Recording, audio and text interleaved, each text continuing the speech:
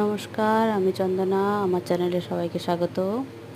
যারা যারা ভিডিওটা দেখছো সাবস্ক্রাইব করে দিও। সাবস্ক্রাইব করলে সবার আগে ভিডিওটা পৌঁছাবে। আজকে বানাবো ভুট্টা। দেখো, ভুট্টাগুলো এইভাবে ছাড়িয়ে নিতে হয়। তারপরে ছাড়ানোর পরে দেখো পরিষ্কার করে নিতে হয় পুরা। যেগুলো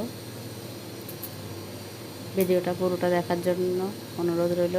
পুরোটা না দেখলে বুঝতে পারবে না। দেখো, খুলে তারপর এইভাবে ছাড়িয়ে নিতে হয় একটা একটা করে। একটা একটা করে ছাড়িয়ে ধুয়ে নেব।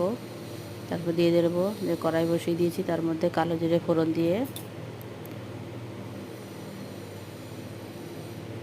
তারপরে ওর মধ্যে কাঁচা লঙ্কা ফোড়ন দিয়ে, তারপরে ভুট্টাগুলি ছেড়ে দিলাম। তার পরিমাণ মতো লবণ দিয়ে দিলাম। খুব টেস্ট লাগে, খুব টেস্ট।